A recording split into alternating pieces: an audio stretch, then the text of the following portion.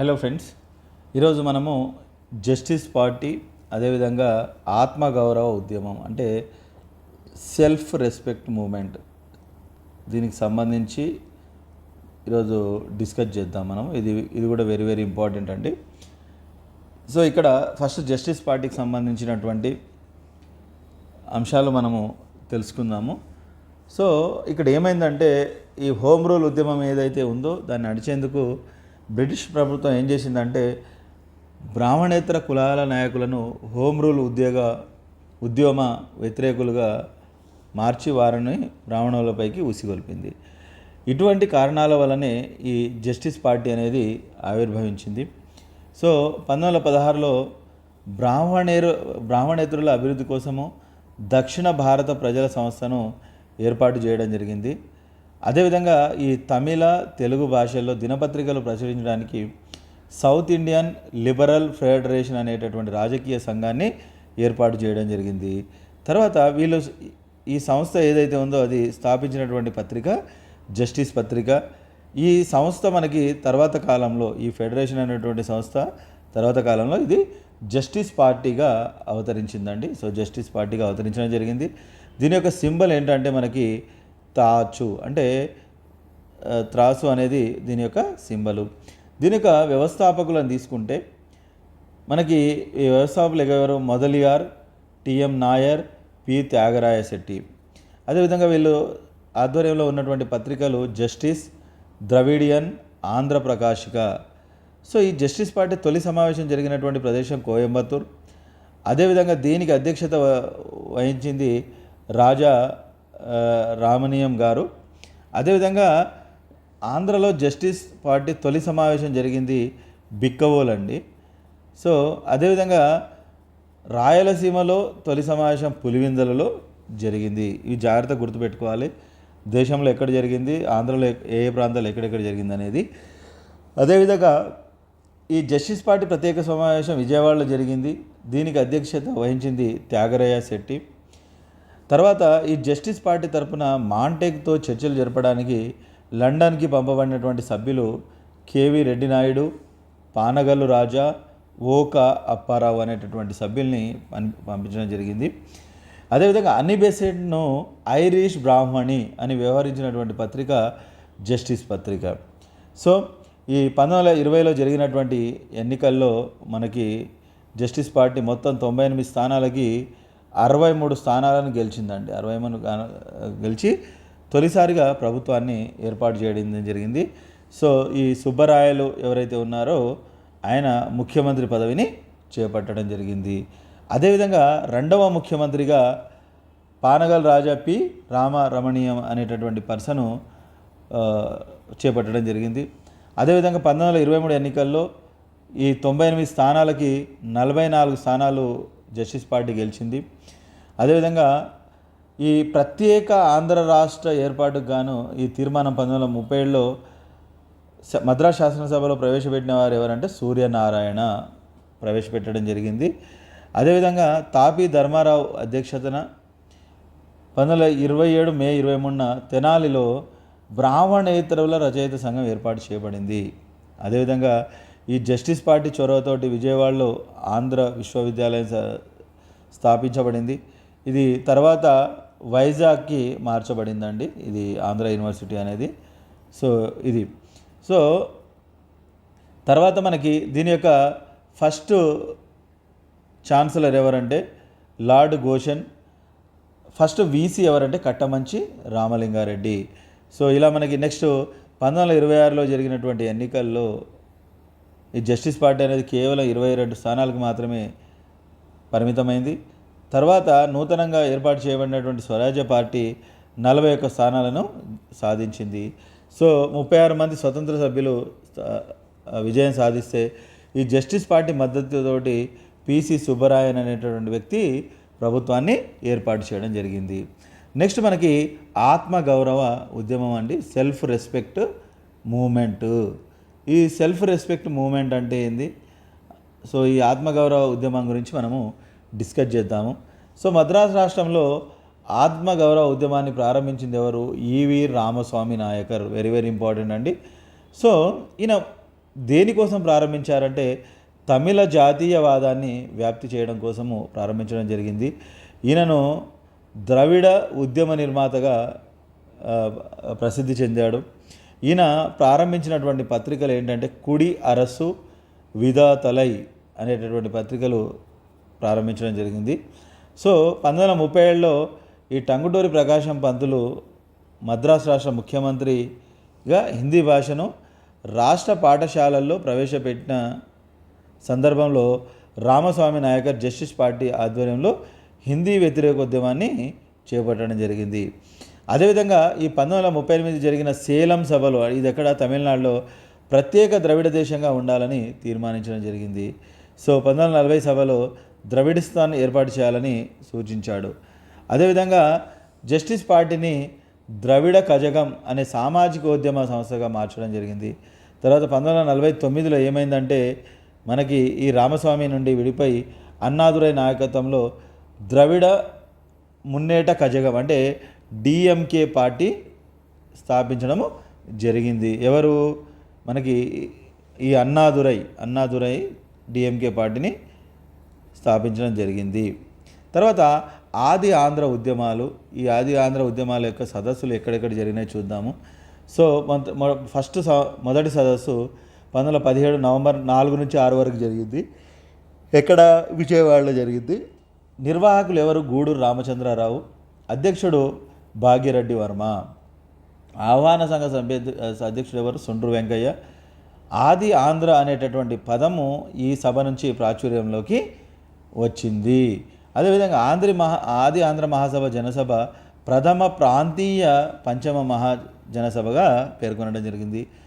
అస్పృశ్యులు ఎవరైతే ఉన్నారో వాళ్ళని పంచములుగా పిలవకూడదని, ఆది ఆంధ్రులుగా పిలవాలని తీర్మానించడం జరిగింది. ఇంపార్టెంట్ అండి ఇది.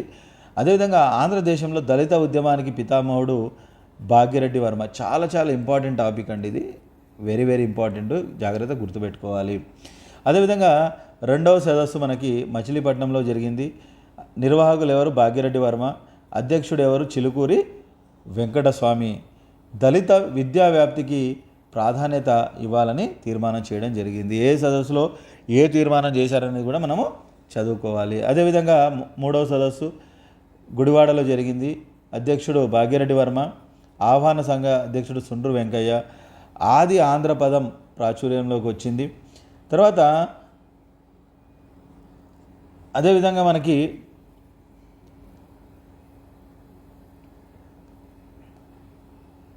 పదవ సదస్సు తీసుకుంటే ఇది మనకి కాకినాడలో జరిగిందండి. నిర్వాహకులు కుసుమ వెంకటరామయ్య, కుసుమ ధర్మన్న, అధ్యక్షుడు కుసుమ వెంకటరామయ్య. సో దళితులకు విద్య, ఉపాధి, రాజకీయాల్లో రిజర్వేషన్ల కల్పనకు తీర్మానం చేయడం జరిగింది. సో ఇది మెయిన్ మనకి ఇంపార్టెంట్ అండి, ఇది ఆది ఆంధ్ర ఉద్యమాల గురించి. అదేవిధంగా కాంగ్రెస్, కమ్యూనిటీ పార్టీలు, అదేవిధంగా మహాత్మా గాంధీ, అంబేద్కర్ ఉద్యమాలు తీసుకుంటే, సో మహాత్మా గాంధీ విషయానికి వస్తే ఈ వెనుకబడిన వర్గాలను ఈయన హరిజనులని నామకరణం చేయడం జరిగిందండి, హరిజనులు. అదేవిధంగా ఈయన హరిజన్ అనేటటువంటి పత్రికను స్థాపించడం జరిగింది. తర్వాత 1932లో హరిజన్ సేవక్ సంఘ్ అనే సంస్థను స్థాపించాడు. తర్వాత కాలంలో దీన్ని పేరు సర్వెంట్స్ ఆఫ్ అన్టచబుల్ సొసైటీగా మార్చబడింది. అదేవిధంగా సంఘ్ ఆధ్వర్యంలో సహపంక్తి భోజనాలు, కులాంతర వివాహాలు జరిపారు. దీని యొక్క శాఖలు హైదరాబాద్, విజయవాడలో ఏర్పాటు చేయబడినవి.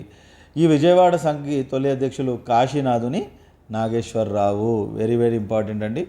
సో ఆంధ్ర పర్యటనలో గాంధీ హరిభిక్ష పేరుతో విరాళాలు సేకరణ చేపట్టారు.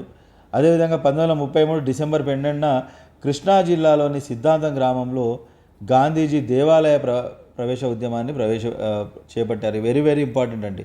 గాంధీజీ వచ్చిన తర్వాత ఎవరు ఇక్కడ ఇంటి దగ్గర ఉన్నారు, ఏ ప్రాంతాలు సందర్శించారు అనేవి జాగ్రత్తగా గుర్తుపెట్టుకోవాలి. అదేవిధంగా హరిజనోద్ధరణకు గాను all India depressed class association అనేటటువంటి సంస్థను స్థాపించడం జరిగింది. సో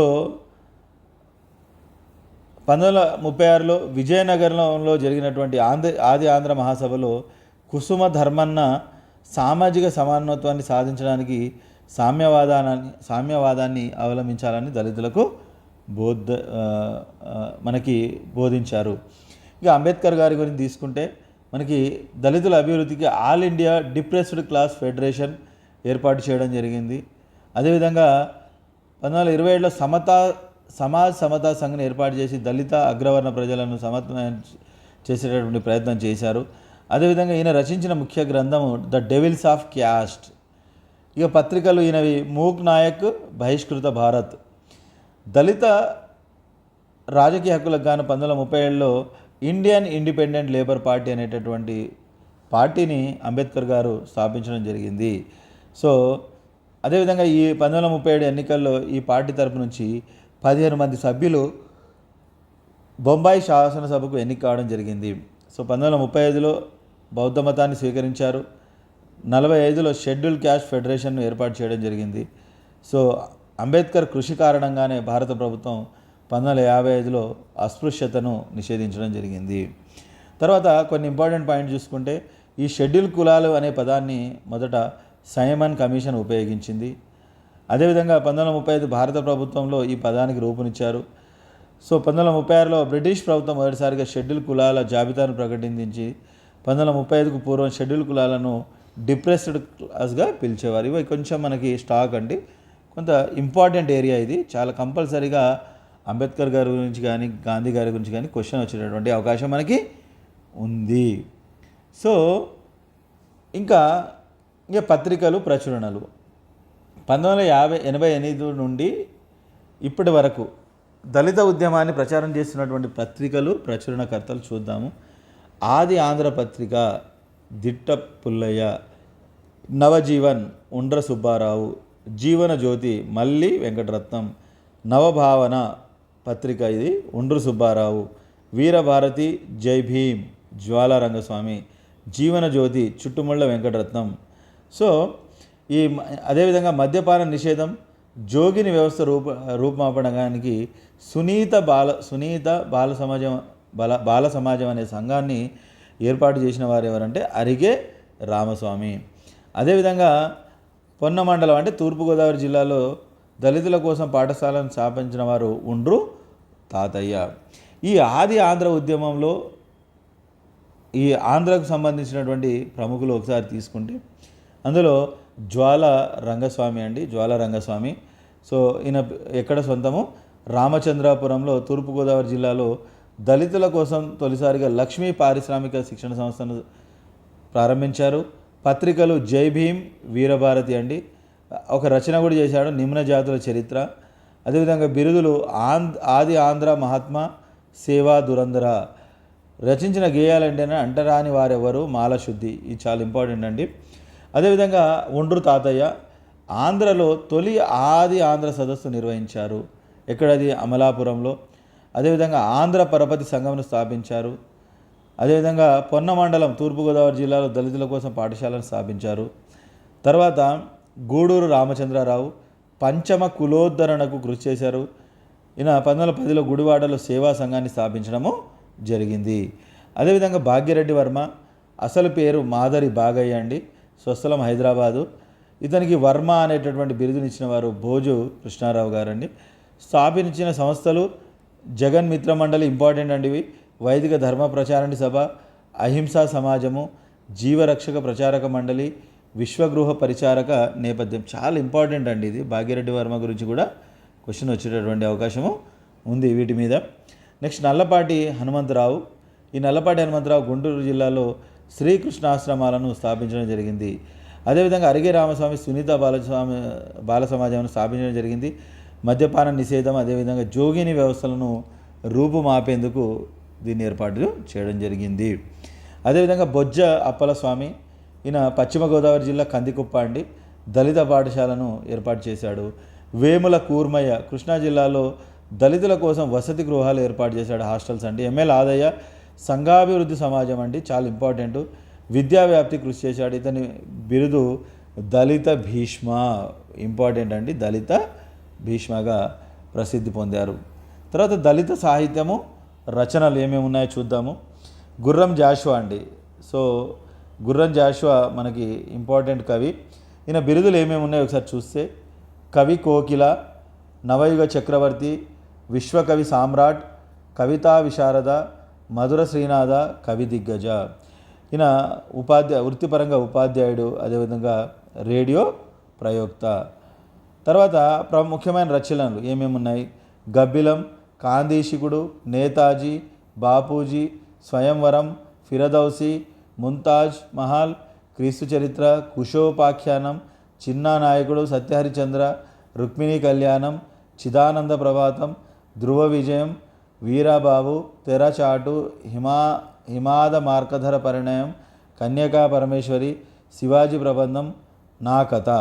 ఇది నా కథ అనేది ఈయన స్వీయ చరిత్ర అండి. నెక్స్ట్ మనకి కుసుమ ధర్మన్న. ఈయన దళిత సాహిత్యంలో తొలి దళిత కవి అండి. Very very important. Kusuma Dharmanna తొలి దళిత కవి. అదేవిధంగా జయభేరి పత్రికకు సంపాదకుడిగా పనిచేశారు. విజయనగరం ఆది ఆంధ్ర మహాసభకు కూడా అధ్యక్షత వహించడం జరిగింది.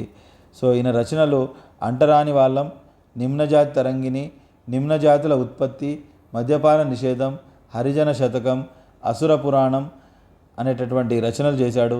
అదేవిధంగా మా కొద్దీ తెల్లదరధ్వనం అనేటటువంటి గేయాన్ని రచించడం జరిగింది. నెక్స్ట్ బోయి భీమన్న అభ్యుదయ కవిన, అదేవిధంగా ప్రజాకవి, దళిత కవిగా పేరొందడం జరిగింది. ఇంపార్టెంట్ అండి ఇది. సో ఈయన బిరుదులు ఏమున్నాయి? కళాప్రపూర్ణ మహాకవి. ముఖ్యమైన రచనలు పైరుపాట, మధుబాల, శివాలిక, ధర్మ కోసం, పోరాటం, జన్మాంతర వైరం, గుడిసెలు కాలిపోతున్నాయి, పాలేరు నుంచి పద్మశ్రీ వరకు అనే పేరుతో రచనలు చేయడం జరిగింది. ఇది ఆత్మకథ అండి. పాలేరు నుంచి పద్మశ్రీ వరకు అనేది ఒక ఆటోబయోగ్రఫీ. ఈయన పిల్లి శతకం అనేటటువంటి శతకాన్ని రచించడం జరిగింది. సో అదేవిధంగా మనకి ఒకసారి చూస్తే దళితుల సమస్యలకు సంబంధించిన నవలలు కూడా ఉన్నాయి మనకి. సో హేలావతి, మాతృమందిరం, మాలపల్లి, హరిజన నాయకుడు, నరుడు, ఆదర్శం, వీరవల్లుడు. నెక్స్ట్ తొలి దళిత సాహిత్యం మాలవాండ్ర పాటతో మొదలైందంట. పంచములు గీత రచయిత గరిమెల సత్యనారాయణ. ఇదంతా జస్ట్ మీకు ఇంపార్టెంట్, అంటే జస్ట్ ఒకసారి చూసుకోండి. మీరు ఇవన్నీ చాలా డేటా ఉందండి మనకి, కానీ ఈ డేటా ఖచ్చితంగా మనం చదవాలి. వదిలిపెట్టే ఇక్కడ కాన్సెప్ట్ ఏమి ఉండదండి. మోడర్న్ హిస్టరీలో నో కాన్సెప్ట్. అదే మనకు యాన్షియంట్ మిడివల్లో మామూలుగా రిలీజియస్ కండిషన్స్, అలా డిఫరెంట్ కాన్సెప్ట్ ఆ కాలంలో ఏమేమి ఉండే అనేది ఒక కాన్సెప్ట్ ఓరియంటెడ్గా మనం చదువుకోవడానికి ఉంటుంది. కానీ మోడర్న్ హిస్టరీలో కాన్సెప్ట్ అనేది ఏం లేదు, మొత్తము డేటానే ఉంటుంది. కాబట్టి 1-2 సార్లు ఒక నోట్స్ రాసుకోవాలండి. కంపల్సరీగా షార్ట్ నోట్స్ రాసుకొని చాలా జాగ్రత్తగా మీరు ప్లాన్ చేసుకుంటే ఇవి గుర్తుంటాయి. లేకపోతే బాగా కన్ఫ్యూజ్ అవుతారు. ఖచ్చితంగా ఎగ్జామ్లో వచ్చినప్పుడు ఎలిమినేషన్ చేయలేక తప్పు ఆన్సర్ పెట్టేటటువంటి అవకాశం ఉంది. కాబట్టి దయచేసి మీరు ఇది ఒక 5 పేజీల నోట్సే ఉందండి. జస్ట్ మీకు ఈ ఆత్మగౌరవ self respect movement justice party అనేది జస్ట్ ఒక 5 పేజీల నోట్స్ ఉంది. మీకు ఒక 2-3 పేజెస్లో నోట్స్ రాసుకొని జాగ్రత్తగా రివిజన్ చేయండి. సో ఖచ్చితంగా మీకు ఇందులో నుంచి ఖచ్చితంగా బిట్ వస్తుందండి. అందరికీ all the best. Thank you.